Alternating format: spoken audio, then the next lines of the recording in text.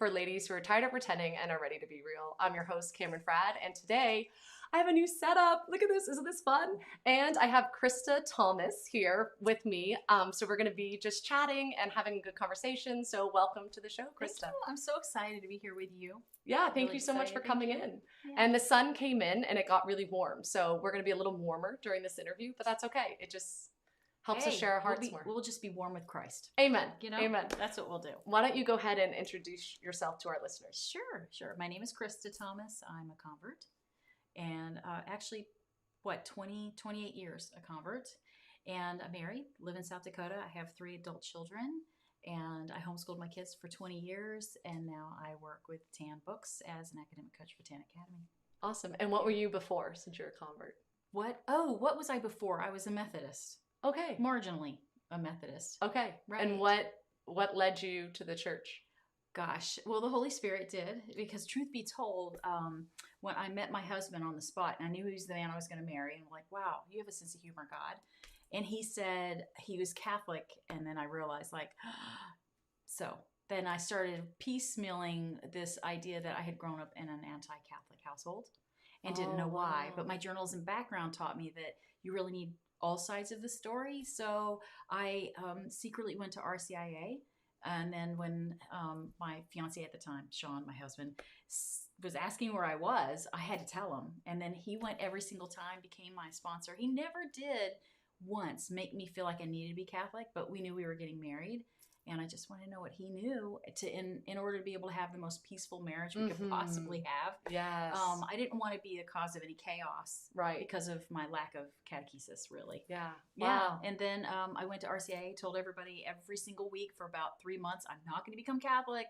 And I could not help myself. The Holy Spirit just really worked on my heart. And I knew that was the most important thing that I would ever do in my entire life, was to be a practicing Catholic and learn more every day about the Lord. And then did your husband journey the whole thing with you? So I find a lot of times when that's kind of the story, the convert ends up learning more about the faith and becoming that much stronger. Is that y'all or not really? Well, the truth be told, he was catechized extremely Okay, well. I mean, nice. he did have the nuns. His confirmation program was amazing in 7th and 8th grade. And he grew up in Winchester, Virginia area. And but I think for me, it's like the devotions and learning more about Marianology, or learning about the Holy Face devotion. It's almost like that for me was just sort of a great opening to say that the Lord will really take you deeper, especially, meditational prayer and so forth. So I think he would probably tell you I'm very zealous, very, very, very zealous about my faith, but I can't help it. I have so much joy, and I just feel like, the Lord knew all along I was going to be Catholic. Yeah. I just didn't know it. Yeah. No, and I do say that my mother-in-law prayed me to Sean, and she prayed me into the church. And it was really just a beautiful thing. Oh, that's great. Yeah.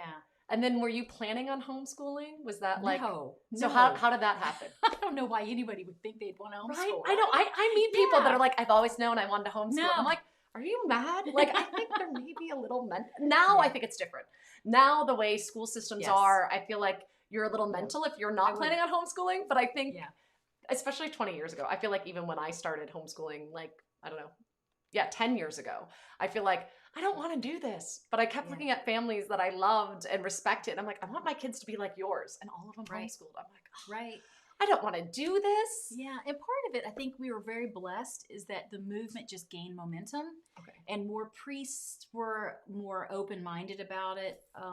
But for me, I really didn't want to. It wasn't something that was on my heart. I was really happy with the parochial school system. But when I was about maybe 3 months into the parochial school, I realized that it would be best. It was hard for me to let my kids actually go to school. My oldest one, and people were like, "What's wrong with you?" I'm like, "Well, I love my children. I want to be with them." And my mom stayed at home, so I am a product of the public school system, public university, and so forth. But I really just think that the community we lived in Maryland was just so overwhelmingly positive about homeschooling, and it was just. A priest gave this homily about, what you should do. You better just go ahead and jump off that cliff if the Holy Spirit's asking you to do that. Both my husband and I were driving home and went, I think we need to homeschool. And it's just a lifestyle, a beautiful lifestyle. And Nice. I would highly, highly encourage parents to do that. We never planned on doing it. And different kids, we had some kids that were like, oh, we don't want you to go. Like, we want you. And we've had other kids where it's like, please go. Like, go to school. You need this. I need this. Like, this is best for everyone. And I feel like we've changed year to year. We've done Montessori school. We did public school for 1 year, which just didn't go well. And then we've done like Catholic hybrid schools. And I always tell parents, I'm like, just one kid at a time, make your choice year by year and see what's best. Yeah. And did you enjoy the hybrid school? Was that something? No. Well, yes, in the aspect that I didn't think I could homeschool on my own. I was like, I'm not capable of this. And they like did everything. And so they literally told you, this is what you're to do on Monday, Wednesday. This is what you do the 3 days you're not here. This is what the kids do the 2 days they're here. And the more of my friends that I talked to about it, they're like, I couldn't homeschool by someone else calling the shots. And I'm like, it's not that bad. But I kept burning out and I kept being like, how do I juggle all these plates? And I have 4 kids. It's not that many plates, but I had to do 4 individual things. Yes. And so I would group the kids together. So I remember my kindergartner at the time said, my teacher said that I did a great job on The Owl and the Pussycat, but it's not a kindergarten poem. It's a second grader poem. And I'm like, well, you know what? I'm sorry. I can't do this many poems. So I'm grouping you together. Why not? Yeah. But that's the beauty of homeschooling. That's what homeschooling really should look like. Yes. So I definitely prefer doing it on my own. Yeah. And I was really blessed. Do you know who Bonnie Landry is? Yes, I love her. Isn't she amazing? Yeah. I was on a podcast a few months ago. Oh, were you? She's amazing. Oh, she's so great. So one of her best friends is one of my best friends in Canada. And funny thing, how I met her was I was drowning. I was pregnant, I was sick, and I went over to my good friend Rachel's house, and I showed up, knocked on the door, and I think I was maybe even in tears. And like Matt had gotten the job with Catholic Answers, our visas were expiring from Canada. We literally had like 3 days we had to move in. And I was so stressed out, and I showed up at the door, and I'm like, I'm sorry, I didn't know you have guests. And I just started crying. And Bonnie just put her arm out, and she's like, hi, I'm her friend Bonnie. What can I do to help you? And I was like, no, I don't know you. It's okay. It's fine. Her and her husband, and I think their kids too, came and like packed up my house. Like just spent the day with us. So that's how I got to know her. Oh, she is a love. Yeah. She's so amazing. A real love, helping so many people like you. But beautiful. And then she helped me when I switched from homeschooling, from doing a hybrid to straight up homeschooling.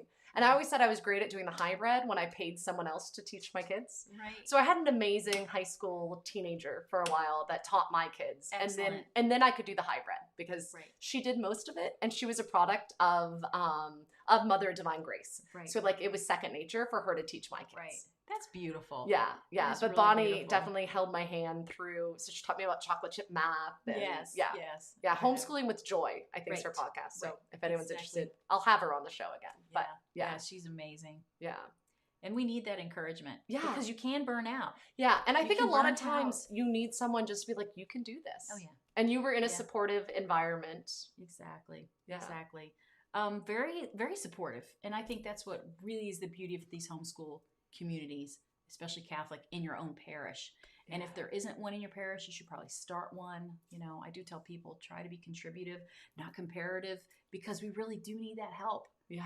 You know, and it's okay if you don't do everything the way your neighbor does it. You're not supposed to have the same homeschooling environment. And I feel like that's what I didn't realize. Yeah. Like I was like, okay, well, I'm classical. This is what I do. Yeah.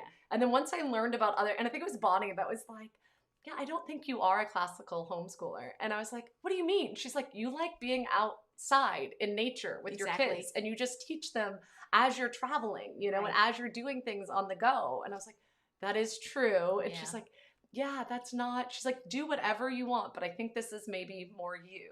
Yeah. And you do have some classical elements that you like. Yes, that's true. And I think that really we're all a smorgasbord. Yes. And so it's not going to look the same in every family. Can you just, so for someone that's listening and they don't know, like, can you kind of break up some typical? Yeah. So a lot of people do choose the classical method, and that just basically, in a nutshell, really in a nutshell, you look at your history linearly and you say, okay, we're going to start with ancients and we're going to move through medieval, then modern, and then we'll hit American, and then we'll do this whole cycle all over again.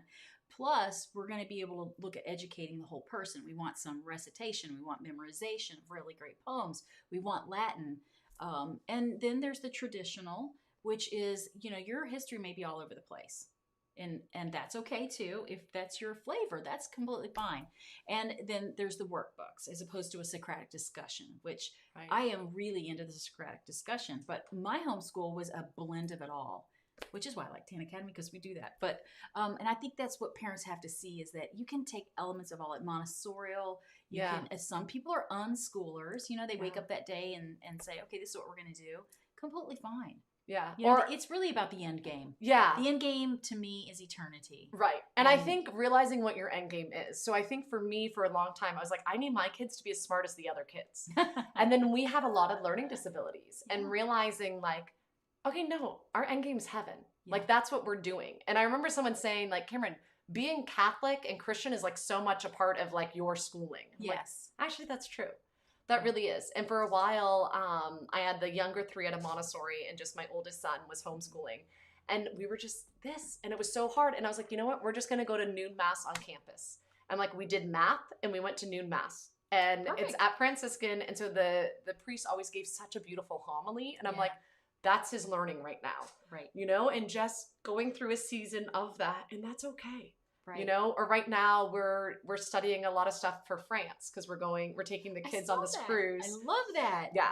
So I want us to study World War II, and so like it doesn't really make sense that I'm doing the section of history that I'm doing, but it does because I'm taking them to these places. Exactly. So like we're learning about France and so the books that we're reading, we have different books where we're reading, like one child's reading about the Little Flower, another one's Joan of Arc, and Right. So it's like, okay, and then we have Monet. We're going to go to his gardens. Sweet. And so like we're trying to draw some of his paintings, and it's like, okay, this is smorgasbord, but we're picking random things, and that's okay. And that's the best thing about homeschooling, is because you're actually exploring it, and then you might see it again. Yeah. And that's the whole point, is if people realize you're really not homeschooling through 12th grade.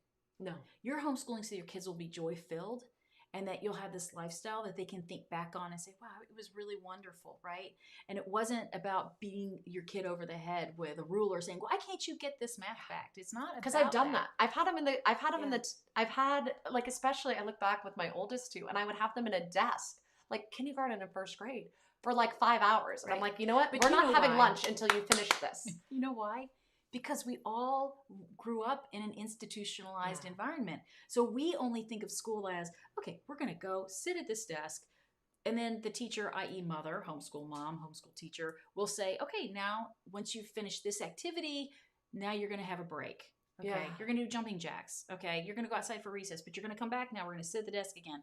And you have to think about how long we sat at those desks. I tell parents all the time, you really only want to look at 20 to 25 minutes per subject until they get to be about 6th grade.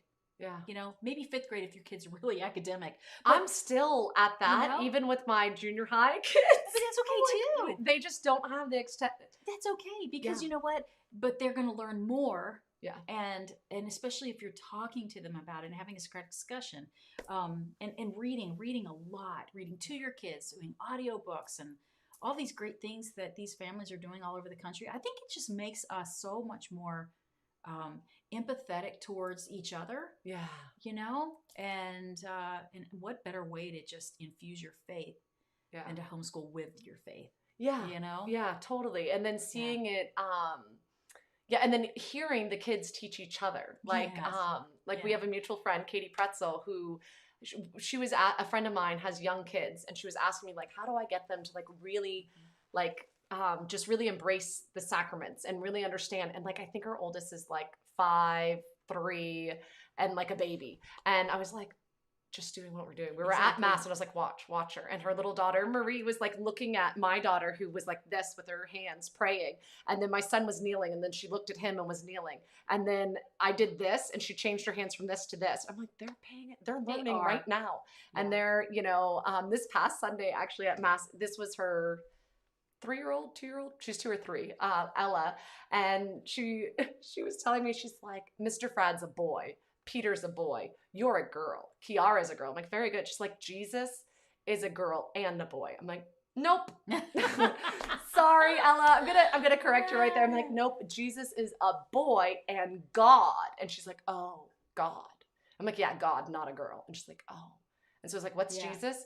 Jesus is God and a boy. I'm like, yep, you're right. He's God and a boy. Right. Check. Yeah, check, exactly. You learned. Or we have other little kids that'll sit with us at Mass, and my kids will point and like, look, there's Jesus up there. And they're like, oh, Jesus, Mama Mary. And it's like, we're okay doing that with little kids. And it's like, homeschooling is like, you just keep doing it. Exactly. In fact, if most people realized they were already homeschooling before their kids even entered preschool or kindergarten, you know, they were already doing, they were teaching how to get dressed, how you make the bed, how you clean, how you cook, how you measure. You know, how you tie your shoe. Yeah. How you read a missal. You know, or look at the pictures and say, here's what's coming next. Like you're teaching processes and all that kind of. So when people think that they can't homeschool or they don't have it in them, my thing was, I honestly thought I wouldn't have any patience. Okay. Right. That was my like, whew, It actually helped me. It sanctified my own self to learn patience. Okay. Right.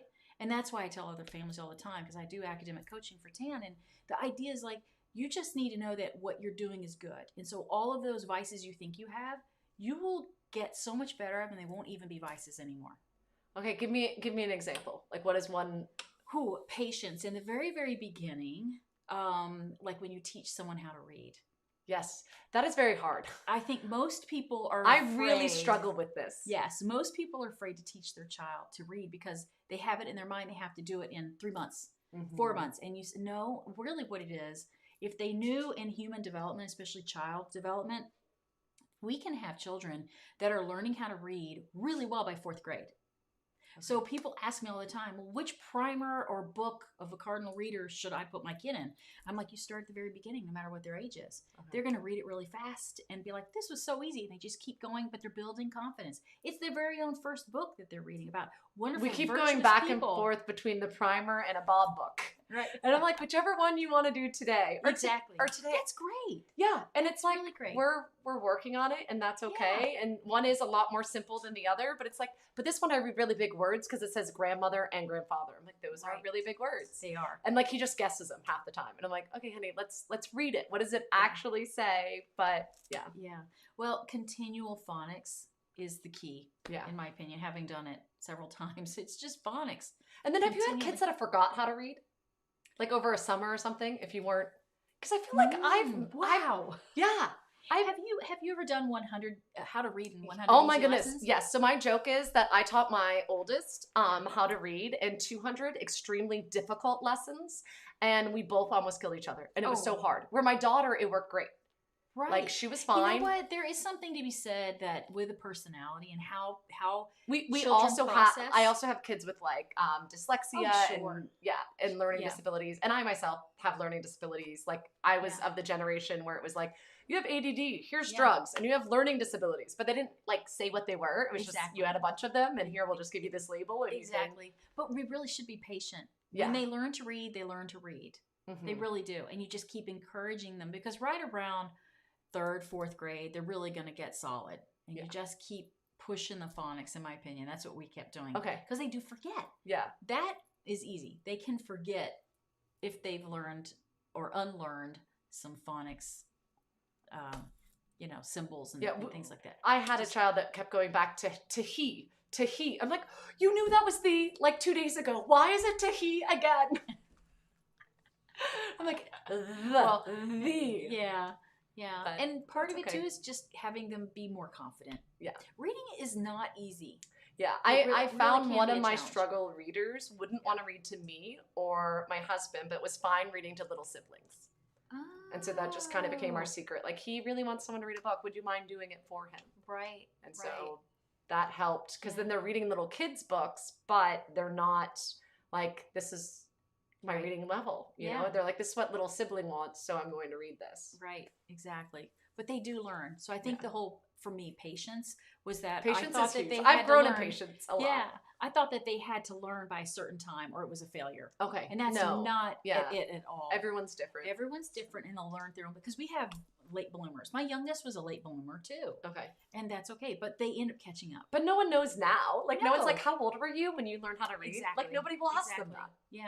And it is a puzzle. They're trying to work out the process. And then what is your oldest do now? My oldest is a 7th, 8th grade literature teacher. There you go. I bet no one's ever asked, did you read by age 2 or 5 or 7 or whatever it was? But some of us really did want to push our kids at 3 years old to read, and the kids just aren't ready.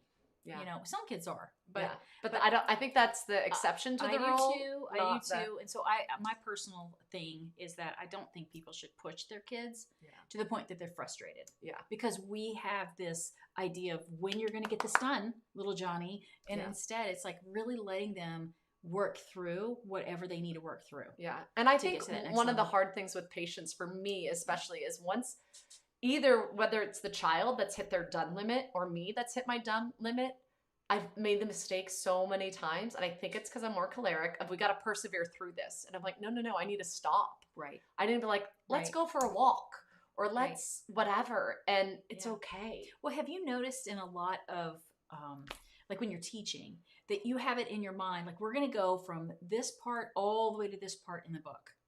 And then you find that your kid's just not ready to be at the end. Mm-hmm. And that's really where frustration can come in. You're like, well, we don't want to finish. Done.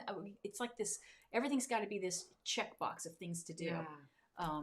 And that's not healthy in the long run. Like if you do that day in day, and I think that does hurt kids and their confidence because then it's like, then they're being rushed and they don't have the time to think it through. Because that's it for me too. It was like, I wanted, what's the answer? What's the answer? And they have to think it through because they're actually listening to you say the question and they're actually analyzing parts of the question, trying to figure out what the answer is. Yeah. And then I also find that they're able to figure out, are you familiar with Life of Fred, this math book? Yeah. So a friend of mine just turned me on to it. I'm loving it. And my kids are loving it. And so I've like ordered way more and I'm not telling them that it's math. Like my older kids know, but like my 7-year-old's oblivious. And so some days I'm like, we're not going to worry about the math workbook. He's like, I don't have to do math today. I'm like, he has no idea that he's been doing math for the last however many minutes as we're reading the chapter.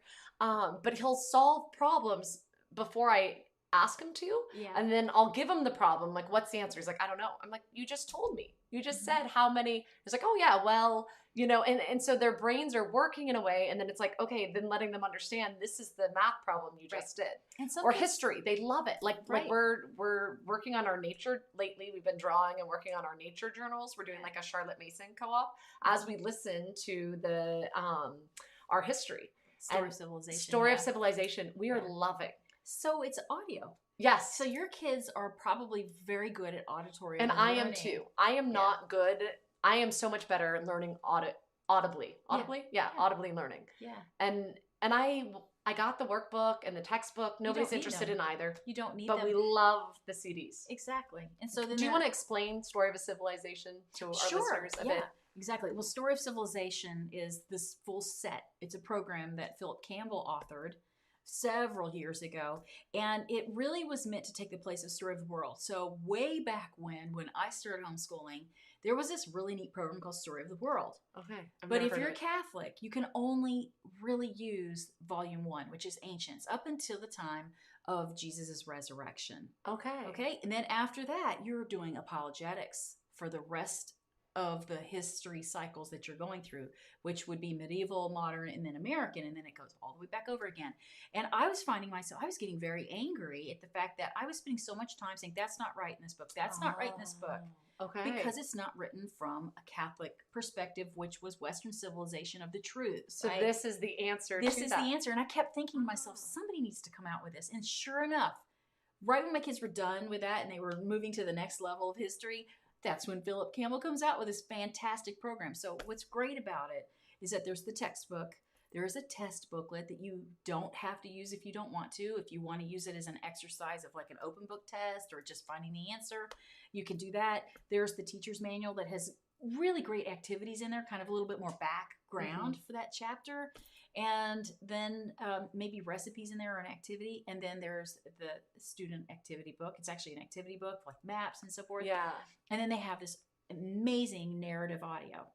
It's our favorite. Well, what's so funny is my neighbor across the street uses it, but she just has the book. And her kids just read it. And they'll drink tea and they'll chat and they love it. And I'm like, I'm loving the CDs. Like that is my, and it's well done. It reminds me of, I forget who does it, but I think it's not on Hallow. It's on, what's that other app? They do St. Patrick. They do their audio dramatizations. Yes. And they do St. Patrick, the Ode to St. Cecile. They do Robin Hood. Oh, I can't remember what it is. I'll think of it later. But it's just really well done, and it's like audiobooks that the kids would listen to, and it's we not just enjoy. Straight.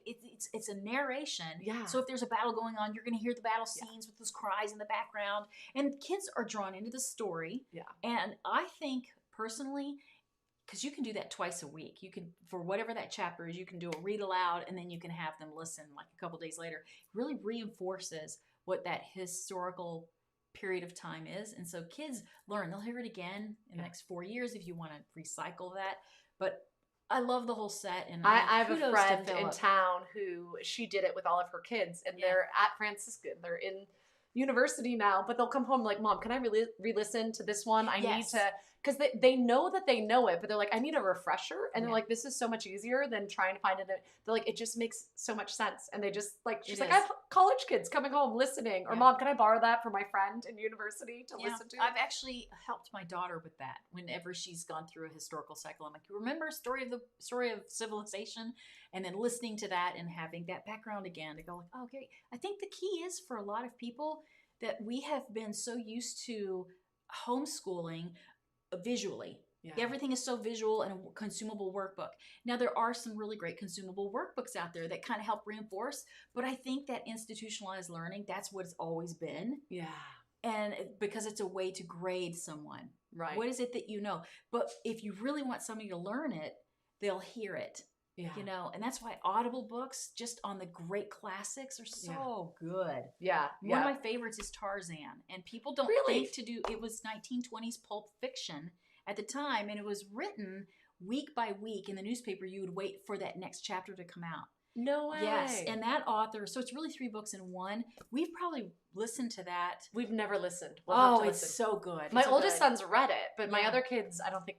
Yeah, we did a cross country trip out to Yellowstone and the Grand Tetons, and I remember we were in Yellowstone, and the whole trip out we did Bram Stoker's Dracula on audio. Yeah, and I kept thinking, my youngest at the time was 6 years old.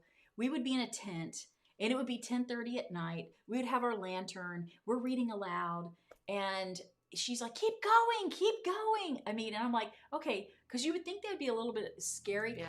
To me, it's like the perfect Halloween type of scenario, and it has some very Catholic overtones. I mean, such a great book. And I also think it's what they've seen, right? So like Matt, my husband, read Lord of the Rings to our kids pretty young, and I'm like, this is not appropriate, and he's like, it is, it's fine. I'm like, I don't think it is. Orcs? And he's like, because you're thinking of what the orc looks like in the movie. They're thinking of me going roar. He's like, that's their orc, right? Like it's only whatever they've seen. And so he read it to them really young, and we just finished The Hobbit with the younger kids, where my husband had already done it with the older. Yeah. But doing it again, and then my son on his birthday, we're like, what do you want? He wanted to go fishing, and he wanted to watch The Hobbit movie because he had never seen it. But what was really neat is one of our kids had already seen the movies, but the other 3 hadn't. And we went to Australia. And then we went out, we tried to get Matt was doing a speaking tour. And so we had a connection in New Zealand. I'm like, we have to go, just to go to Hobbiton. And so it was so cool is it came to life. When we were there, they're like, oh my goodness, this is the Shire.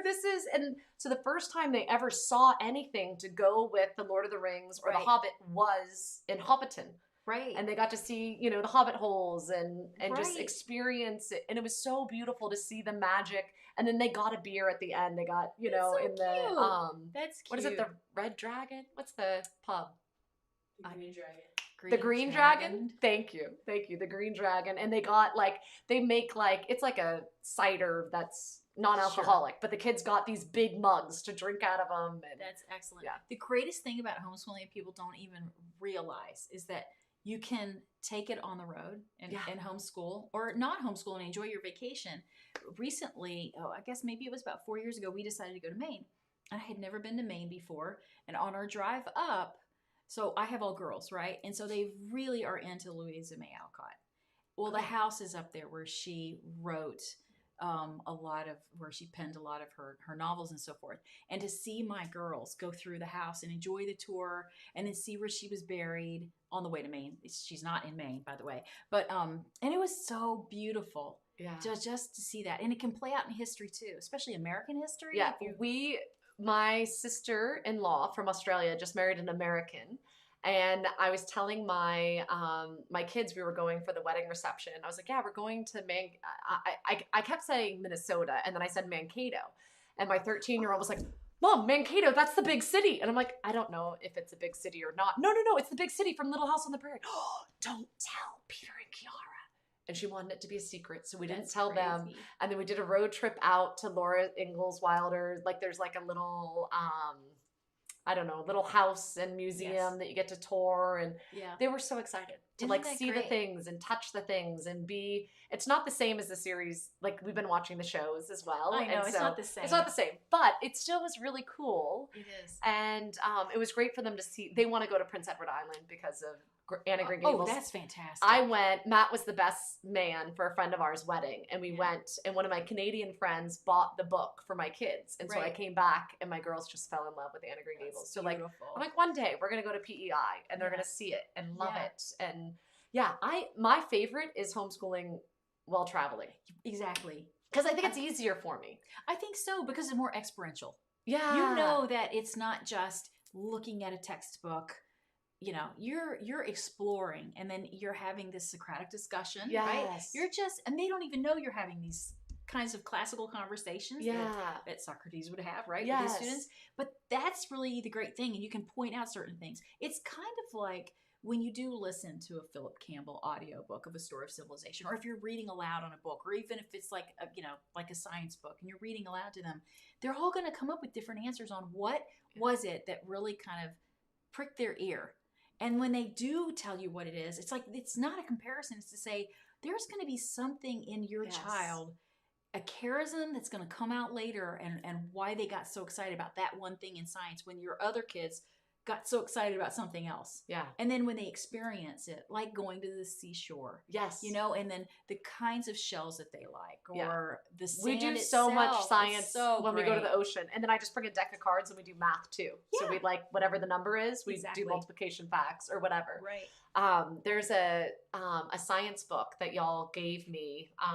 I don't even know what the program, maybe it's on oceans. Foundations of Science Oceans. Okay, there you go. Yeah. So my 7-year-old took it out. It's like, I love that you got me a science book. And he was all excited. And then we had a neighbor that was giving away books, and he got some high school science book.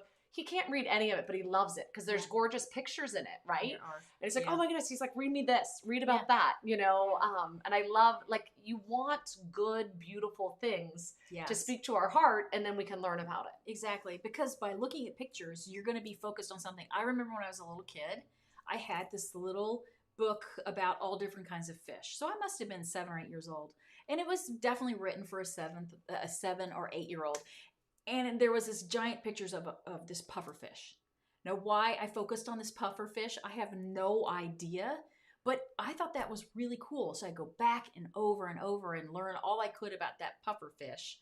And I think that's what kids do. Yeah. I mean, you know, when you think back to your own childhood and think, you know, thank goodness that our parents really wanted us to read well. Thank goodness our parents gave us the beauty of the library, going and getting good books, which, by the way, nowadays you have to be very, very careful. Yeah.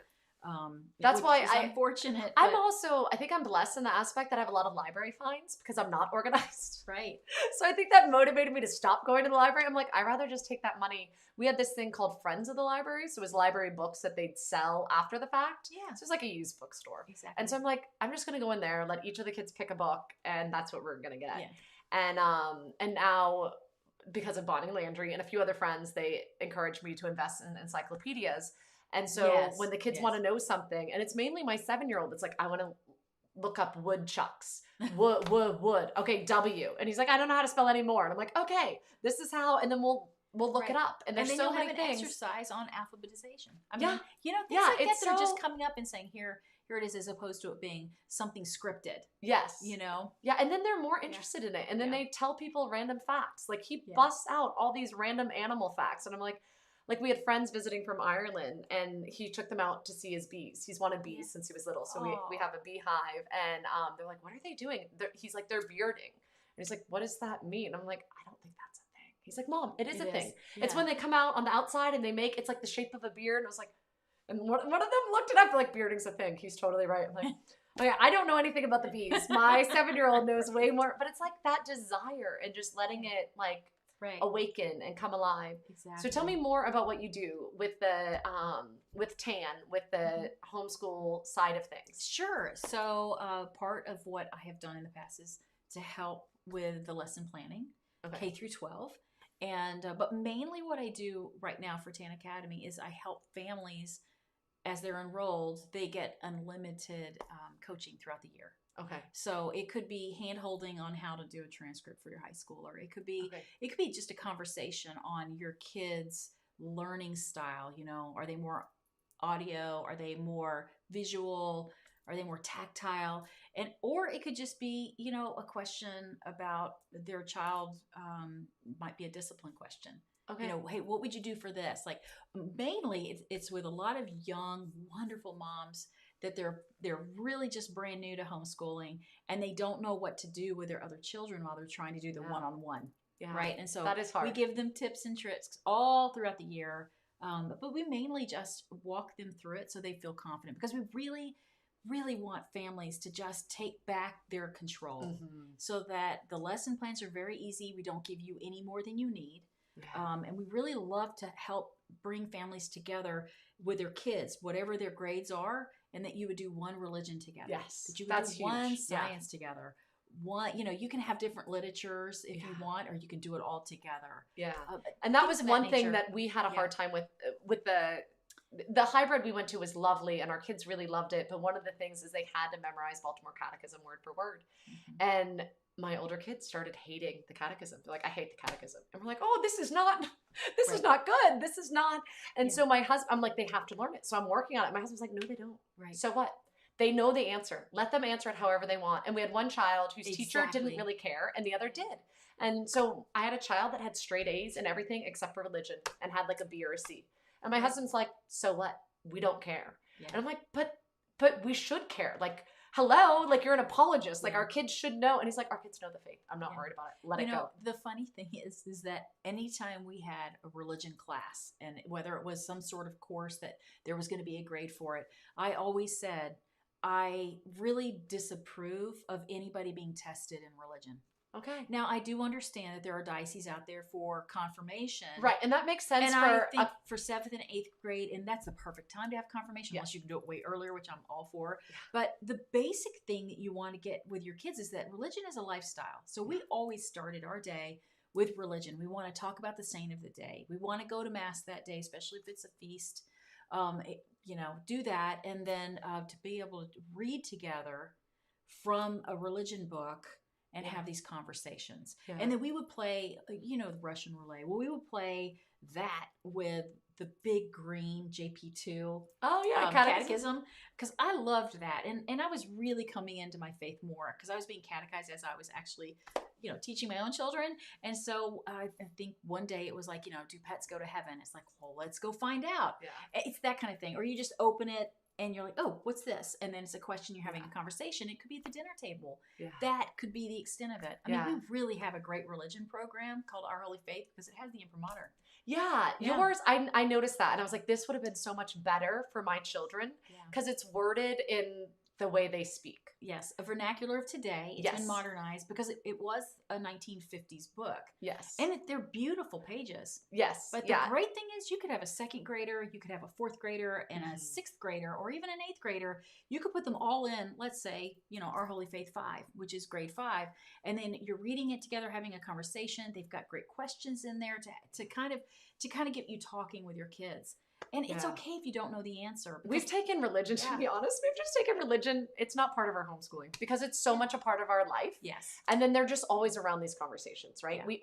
We're very blessed that we have a lot of religious. We have a lot, And it's infused. And I'm like, if they want to pick up a book and have a conversation, we do. But otherwise, for us, and I know that's dangerous for some families. Some people are like, no, if you're not teaching religion. I'm like, but we go to Mass often. Like, this is like my husband's job for a living. Right. Like, we have these conversations, Well, and the truth is, I've known a lot of homeschool families over the years, and they had an infused approach as well. And some of them didn't. Some of them we're going to memorize the Baltimore Catechism, whatever it is going to be. And the truth is, by the time your child hits 17, 18, they're going to be introduced into the world and some of these concepts in the world. And it's really more important to know who their friends are, who they're hanging out with. And really important to know, like, if you're sending them to college, that you actually don't send them to a woke college. You're guaranteeing and you're actually paying for the wokeness. So for me, I'm like, okay, this is a no-brainer. Why would you want someone else to take over? It's really messed up. Because your frontal lobe is not going to be infused yet. I mean, for girls, I think it's like 23, 24. For guys, it's going to be around 26, 27, maybe even 28 now. So I just look at it and say that is going to make or break what your outcome is, and what is my outcome. Because in the end, people will choose Harvard because they think that's going to give their kid a great start. You know what? Your kid can get a great start even if they don't go to college. Yeah. Really, I mean, we need to start looking at what their charisms are, figure out what they want to do. And then alternative schools, like depending on how you learn. For me, I did net ministry straight out of high school, and that was like the best blessing. Right? And I needed to do, like, I didn't enjoy school. Like, I really didn't. I went back and forth between public, private, Catholic, depending on where I lived, and I just moved a lot. So I have a lot of holes in my education. And then I remember sharing with someone, I was fearful that my kids were going to have so many holes in their education. Like, we all have holes, Karen.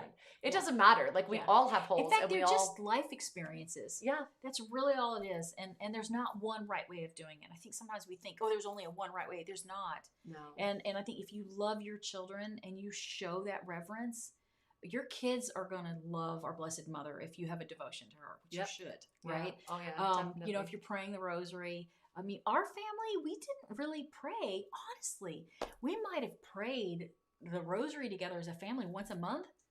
It was more individualized. So in fourth grade, each child would learn how to pray the rosary, like one-on-one with me or whatever. And then it's a personal devotion, because if you look at the rosary, I mean, you can get an indulgence if you're praying it together, like in your personal oratory, right?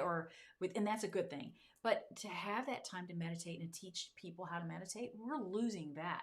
Big time. Yeah, that's true. We need quiet. Yeah, we at one point we made the rosary optional. We normally do it at night. It's not even every night. And then we also do like more Eastern night prayer, and then we'll sometimes do so it changes, and the kids are like, hey, can we do the bowing and kissing the floor now? And we're like, all right, that's what we'll do tonight. Or whenever we do the rosary, like when our kids were really little, we do it in the hallway or their bedroom, and they'd fall asleep, and it's like, this is peaceful, because we try to make them a few times, and it's like, if you want to sit down and pray, like, okay, this is not what this is supposed to be. And I think schooling too, anytime we're white knuckling, it's like we need to let go. I just want to let people that are watching now know, feel free to write questions in the chat there. And we'll answer them in just a minute. We'll chat a little bit more. And then, I have my wonderful Shayla here, so she can ask us the questions. So if you have any questions, write them down in the comment section.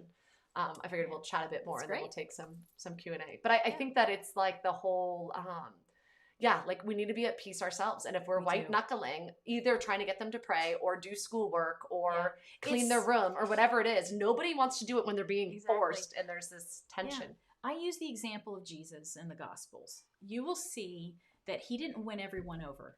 Yeah. He did not force anyone to love him. No. So my idea is you really cannot force a child to do that rosary, because I've actually had a couple of families say, what do you mean you're not doing the rosary? And I'm like, okay, I'm not going to feel guilty about this. My job is going to be eternity, and there's definitely like I do pray the rosary every day, right? And so the goal is that your kids would pray the rosary every day. No one should demand uniformity where the church allows diversity. Exactly. It's like nowhere does it say you have to do if someone did every single devotion that's out there, even the ones that have been approved by the church, you can't do it. There's not enough time. Right. Exactly. And that's okay. Well, you would be cloistered, and you would only be contemplative. Maybe. And at that point, your kids are running around and you're not parenting them, which could be a whole other set of issues at that point. You know what I mean?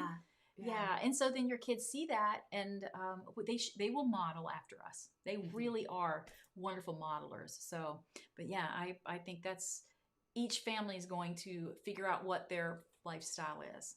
So for the longest time, my kids were not well behaved enough to go to daily mass. Yeah. And I decided, my mother-in-law, she's old school, she's British, and she would just tell me, even on Sundays when they were growing up in the 60s, 50s and the 60s, the kids, my husband and so forth, they would switch. And so the kids would stay at home with mom or dad, and she would either go or their dad would go to Mass alone. Oh, interesting. Until they were all of age where they could sit and enjoy, if you will, and actually appreciate and then be involved in liturgy. That is way old school, you know. Yeah. But and she told me that quite often, like, you may have to do this, and I thought that's an option. It is. Yeah. But for daily Mass for me, it wasn't until my kids were probably in middle school or high school when it was like, okay, we'll do First Friday. So you know what's funny for us? It depends on my kids. So it's the days that they. True. So if it's a holy day, I try to get us all to go. But otherwise, it's my kids wanting to go, and it's because we have friends that go, and then my youngest will be the one to initiate a lot, and like most of the time he doesn't wear shoes, and we'll go to noon Mass on campus. I'm like, Peter, he's like, Mom, it's Franciscan. I don't have to wear shoes. Right. Like they're fine with me very barefoot. And the friars like laugh at him and think it's adorable and whatever. Right. And I'm like, all right, praise you, Jesus. And so like when it's their idea to go, so there's some weeks where we'll go like every day. And then there's other weeks where we go maybe once a week, or some weeks that we don't even get to go at all. You know, and that's okay. I think that it is. And so to each his own, if you will, right? One of the things I did that I think was probably one of the most beneficial things is that our parish had 24/7 adoration. And because of it's a very old parish, like late 1700s, never had vocation come out of that church until about 20-25 years ago, when they started adoration about 28 years ago. And so, you know, they really encouraged people to take an hour. So you could take an hour, nobody would come in.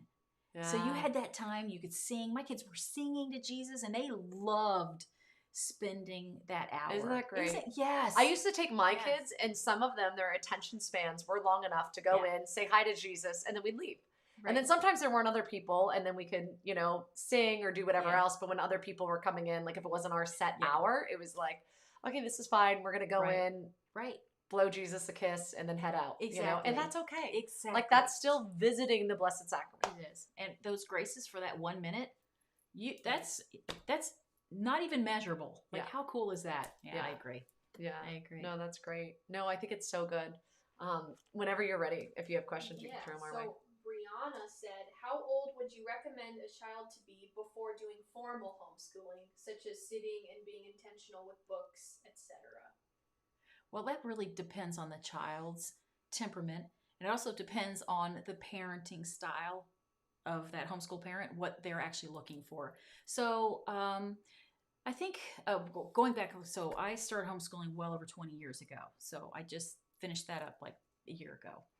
And I would say probably with all of my kids, I probably thought around 3rd or 4th grade, some subjects I could sit, you know, for 20 minutes, probably even before that with math maybe.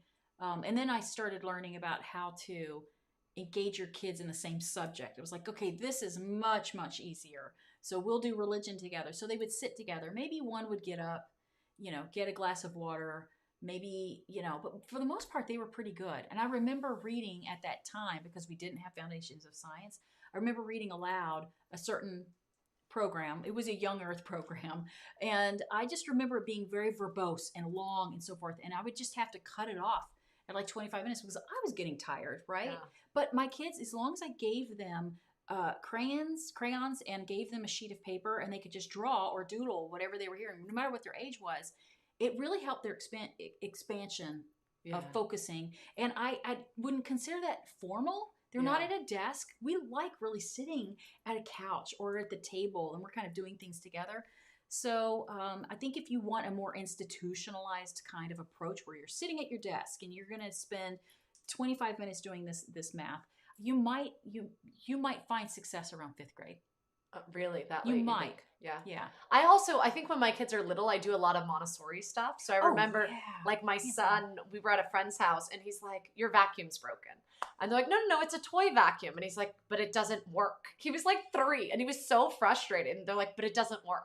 And they're like, no, that's the point. He's like, no, the point is it sucks stuff up. And he couldn't get the concept. Right. And same like for him, he used a real dustpan. So I felt like that was like kind of his schooling, or like we would do sand letters, you know, draw in sand. And it's like so going outside and drawing in the sand letters of the alphabet, like I don't know if you call that formal schoolwork, but that's how you can learn how to write your name or. Yeah. And maybe Brianna, maybe you're asking it like formalized where you do want to sit at a desk. You have your homeschool room all set up and so forth, and you're homeschooling one kid at a time. That's perfectly fine.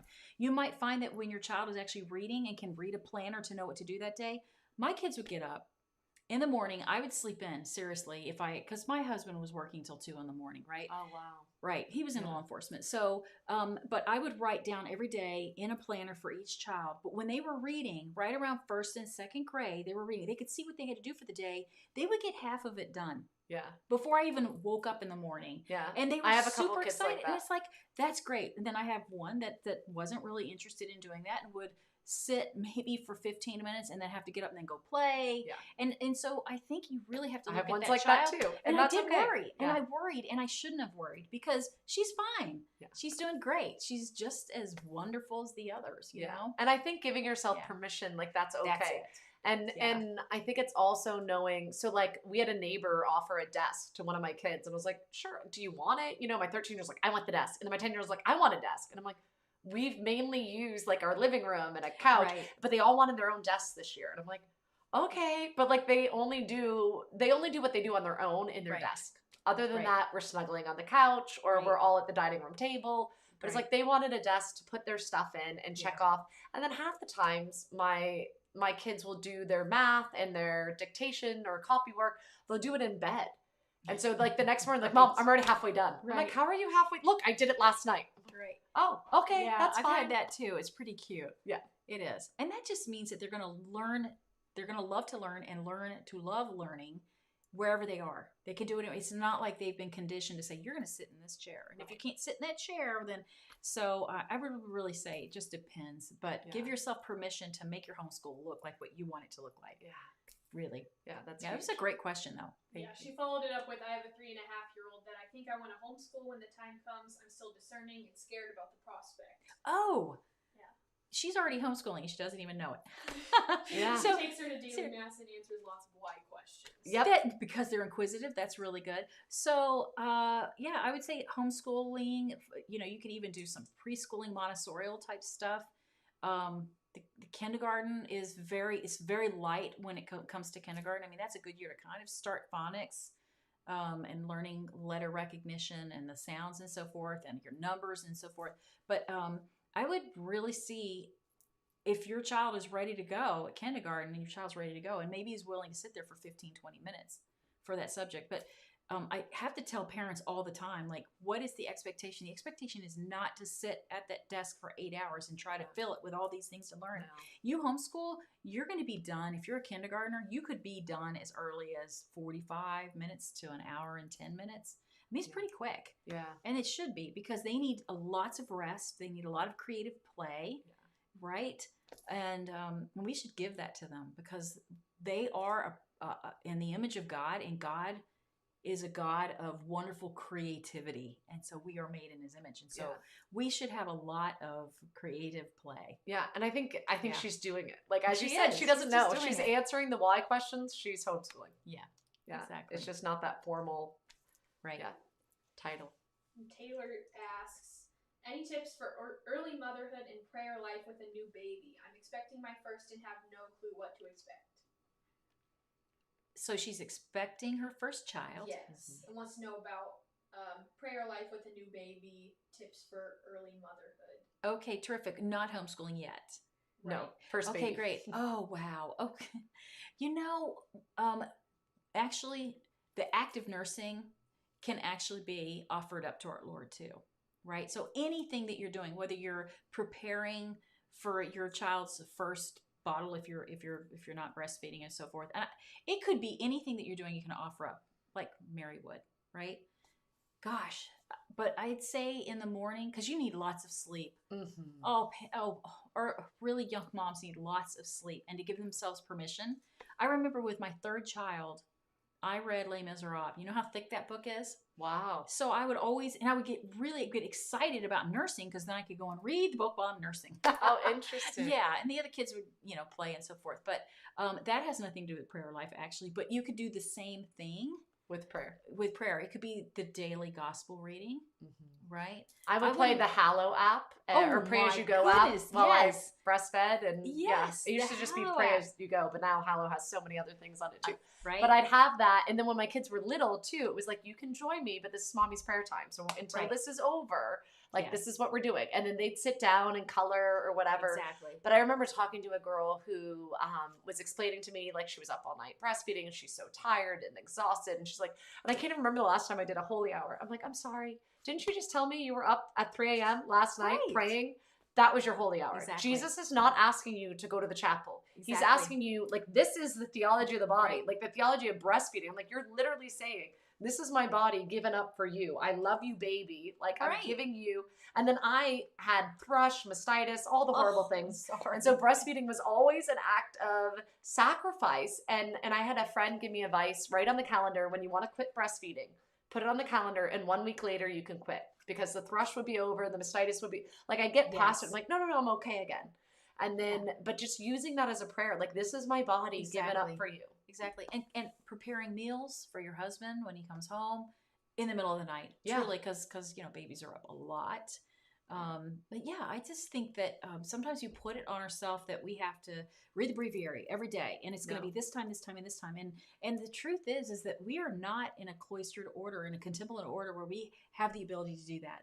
We are an active apostolate. Our Lady kissing Jesus's knee when he fell, like that was her prayer time. Right. And obviously Jesus is God, but I think also like that's us. Like when we're hugging or kissing or being with, or I think it's the same, like if you miss mass because you have a sick child, like that is actually better for you. And that's what the Lord's calling you to do in this moment, is to stay with that sick child. It would be way worse if you were to call a babysitter to be with your child so you could go to mass. Right. Like I think really the Lord would be like, yeah, exactly. I kind of think sometimes people think like the Pharisees. Yeah. It's technical. I have to do this, this, and this, and this, or I'm a bad Catholic. No. And that's not it at all. Love, perfect charity, you're loving and serving and you're doing that for God. You know I'm loving and serve him. So that should be your impetus for what perfect charity looks like. Yeah, and I think listening to that mama's heart. Absolutely. Like, and if it means you need to sleep in. Yeah. If it means that, maybe you're just going to do chicken nuggets with your husband and a salad and some tater tots, then you're okay. It's quite okay. There's you really got to just love through it. Mm-hmm. And I think by loving, you're actually being the Mary and the Martha. When you get time to be contemplative, when you have time to be active. But it is an active apostolate being a mother. No doubt in my mind. Definitely. Yeah. Definitely. That was a great question, too. Thank you. There's no other questions, but Ben says, thank you for the good y'all do. Cool. You're welcome, Ben. Like there's a bug over here I'm going to flick. I don't know why, but these bugs wanted to join us today. Okay, great. Yeah, no, I think that there's so many, and I love that you offer that. I feel like, as I shared, I have had people in my life that are that phone call. And I think especially moms that don't have that either, even I feel like I'm still learning my home style, and it's like, I've been doing this for like my oldest is 14 and I feel like I'm still learning who I am in my homeschooling because it changes with each kid and it changes with each season and whether or not I'm doing a co-op or a hybrid. So I love that you guys offer the phone a friend, like basically, very experienced and able to help. Yeah. And it's not just myself. I mean, Lisa Clark is with us. And she's coming from Seton and has been doing this kind of this schoolhouse model as well. Okay. And so it was just kind of a natural fit. So a lot of parents can have that. But boy, you wait till you have a junior in high school and then this pressure. Where's your child going to go to college and all that? And what's the transcript look like? And all and it's really fulfilling to be able to show people like, no, you don't have to take the SAT. No, you don't have to take the ACT. There are other ways if you really want your child to go to college and then you're not feeding the beast, if you will. And it's a shout out to CLT exam because they are super good and they have a classical test. And even if you aren't technically classical, it is a really great test that a lot more colleges, especially the Newman Guide colleges, that are using now. Okay, great. Yeah, so I'm the person who's like the salmon who's swimming upstream against the traffic, and there's got to be a better way to do it. I don't want to reinvent the wheel, but it has to be efficient. It has to be effective and it has to meet my end game. And my end game is that my children are going to be productive citizens. Mm-hmm. They're going to love God, know Him, and serve Him, right? And they're actually thinking beyond, critically thinking, and using the gifts that God gave them instead of like burying them in a bushel because they think that they have to have a career. No, they don't have to have a career. Yeah. You know, if you want to get an education and a really good one, then we'll talk about that. If you want to serve God as a missionary, then let's talk about that. Yeah. If you want to open a business, let's talk about that. Let's look at your gifts and see how we can make that happen while you're in high school. Yeah, and right? I don't wait too late. No, and I think you can use a lot of these skills and tools. So like my son last year, I guess technically was in 8th grade, and a couple other homeschool kids, we hired someone to do forging and like blacksmithing, and he loved it. He was all about it. And so he was learning that, and then they have this workshop downtown, and he learned, like a friend of ours helped him teach him how to make a knife, you know, like all these different things. He's doing woodwork, and it's like stuff that he's interested in. Exactly, because boys, that's what they should be doing. Yeah. You know? Yeah, and there's a college that's starting, I don't know if you call it a vocational college or what it is, here in Steubenville called St. Joseph the Worker. Right. And St. Joseph College, whatever it is. And they use this thing downtown, and there's lectures. And so it's like giving them like a whole approach where it's like, here's things that you're learning with your hands, and then you're learning to make these gorgeous, beautiful things, and then they're selling them. So they actually graduate totally debt free. Isn't that great? And then actually have these skills, and then they can go on to do apprenticeships, and like it's amazing. And they also have these brilliant guys who are teaching them, and they're getting I just think it's the whole person. And it's like we need more things like this. Right. Because I think what happened is we got away from that over the last 3-4 decades, maybe 5 decades. We got away from the whole person. It was almost an education. Well, it's true though. It's an education because we would need you to be skill set minded. So with these schools that are technical and they're teaching you these skills, they're also implementing the liberal arts. Yeah. And who are you in the eyes of God? Like really, that's the basis. Who are you in the eyes of God? Because you've got to explore that and to know that, you know, you're beautifully made. Yeah. And just to believe in yourself that you are loved beyond, like you were loved into existence. That meditation of that alone. Yeah. How cool is that? Yeah. And we are made for this time. Yeah. Regardless of how chaotic it is or negative and so and scary actually. It's scary for a lot of people, but we were made for this time. Yeah. So and I know so many more people from all over the world that are like awesome and amazing and are rising to the occasion, and they're educating their children in such a way. And it's like, you know what? No, we don't need to buy into this. Like we can, and there's just awesome people popping up. And like, we have a lot of young adults here that want to just, community is like number one. Like that's the most important. And it's like, that's amazing that like, we want to be supportive and loving and that's help key each other. Too, is that, you know, because a lot of homeschool groups can be very divisive, right? It's cliquey and that kind of thing. And I would just encourage all the homeschool groups, don't be that way. If you have children that are doing better than your children in whatever facet it is, praise that. Yeah. Praise that, because you're going to want that praise for your own kids. Yes. When your kids are doing something amazing. And, you know, we can't be amazing at everything. We all have different gifts. Yeah. And I would highly encourage people, if you don't have a homeschooling community, you really should start one. Yeah. I think that's really good, because it is needed. Is what it's about. Yeah. And it will be long after your kids graduate. Yeah. We went to a confirmation, and my the bishop it was a lot of homeschool kids, and I don't think he realized that, and it was more of a country parish, but he gave the exact same talk that he gave homily at all the churches. And so he was talking about how you spend way more time with your peers than you do your parents. And my daughter's like, that's not true. Right. And then he starts talking about your friends making you do things you don't want to do. And she's like, I don't know what he means. I know. Sometimes my friends make me pray the rosary, and I don't even want to, but they want to do it. And I'm like, sure, yeah, we're going to go with that. But like, that's the peer pressure, right? Like the peer pressure is, I don't know. And when you're living in an environment that's the peer pressure, it's holiness, and it's trying to help. Like my son we got him like a Gab phone. So it's like a dumb phone or whatever for teenagers. And he's texting a friend, and we read the messages, and he shared with someone, I forget what it was, but his friend, this teenager, just like wrote back and was like, this is going to be who the man you become. So you really need to make sure you're going to confession, and you need to like all this Stay stuff close and to the sacraments. yeah, stay close to the but at sacraments. that But it's a 16-year-old texting a 14-year-old, and so my husband like screenshotted it, or I don't think he can screenshot. Whatever, he took a picture with his phone to send to the kid's mom, and was like, "Hey, just so you know, your son's awesome. Look what he's texting my son." Right. You know, and it's just like we need that. Like we need, and the more you're getting the positive influence and the affirmation of who you are and your the way you're raising your kids, like it's huge. One thing that kind of surprised me through this whole thing of homeschooling is that my girls are best friends with each other. Yeah. And you see that in these families, and you're like, oh my gosh, if they had gone to school and been with only the fourth graders, fifth graders, sixth graders, all the way through, they may not even get along. They may not get along. I mean, there's so many good elements that have happened that were unexpected. Yeah. Completely. And I thought, oh, I didn't know that going into it. Yeah. Yeah, so many good things. So many good things about it. Yeah. I do have another question. Sure. Yeah, go for it. Stacy says, how can Tan Academy be used in a co-op setting? Wow, what a fantastic question. So, I live in Rapid City, South Dakota, and we have a fraternity parish there. And so Father Bartholomew asked, like, can we do this?